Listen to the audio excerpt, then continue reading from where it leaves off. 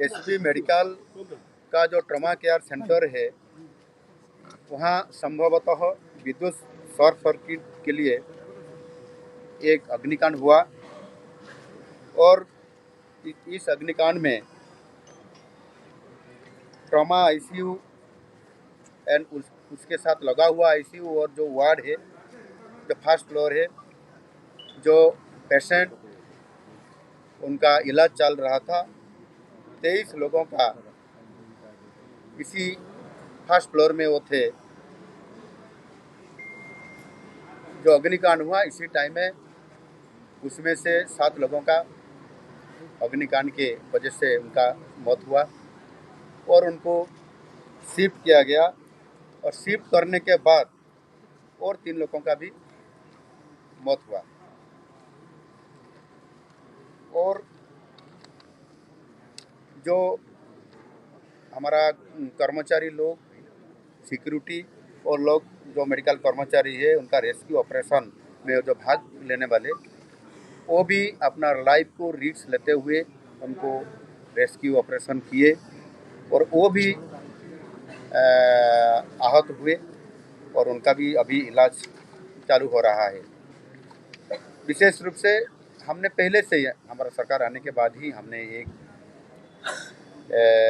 निर्देश डिपार्टमेंट को दिए थे कि कैसे भी हमारा जो फायर सेफ्टी को अच्छा करने के लिए इसी आधार पर हमने निर्देश दिए थे। और इसके लिए भी जो हमारा करेंट जो फाइनेंशियल ईयर है, इसके लिए हमने 420 करोड़ का बजट में प्रावधान हमने कर चुके हैं और उसका भी काम अभी चालू है। उसके साथ साथ अगले जो हमारा फाइनेंशियल ईयर बजट ईयर है जो 2026-27 में, इसके लिए भी हमने 400 करोड़ का प्रावधान रखे हैं। वो जो बजट में हमने प्रावधान किए हैं वो पहले हमारा सरकार आने के बाद ही हर साल में हमने सेफ्टी मेजर्स के लिए, फायर सेफ्टी के लिए स्वतंत्र ध्यान रखते हुए हमने बजट को बढ़ावा करते हुए वो काम कर रहे हैं और अगले दिन के लिए भी निश्चित रूप से कैसे अच्छा ढंग से उसको प्रावधान किया जाएगा, इसी आधार पर हमने काम कर रहे हैं। और हमने भी जो हमारा अग्निशम विभाग का जो महानिदेशक, उनको हम निर्देश भी दे रहे हैं कि एसबी मेडिकल कॉलेज में जो अग्नि निर्वापक व्यवस्था प्रत्यक्ष रूप से और आएँ और तदारक करते हुए फायर कॉम्प्लीमेंट करें। हमने इसी आधार पर उनको हम निर्देश दे रहे हैं। और जो घटना हुआ, जो आज जो अग्निकांड हुआ, इसी आधार पर हमने जो जुडिशियल इंक्वायरी, विचार विभाग तदंत करने के लिए मैंने निर्देश दे रहा हूं। और जो इंसिडेंट हुआ, अग्निकांड इंसिडेंट हुआ, इसके लिए भी कोई आदमी के तरफ से या किसी तरफ से कैसे हुआ,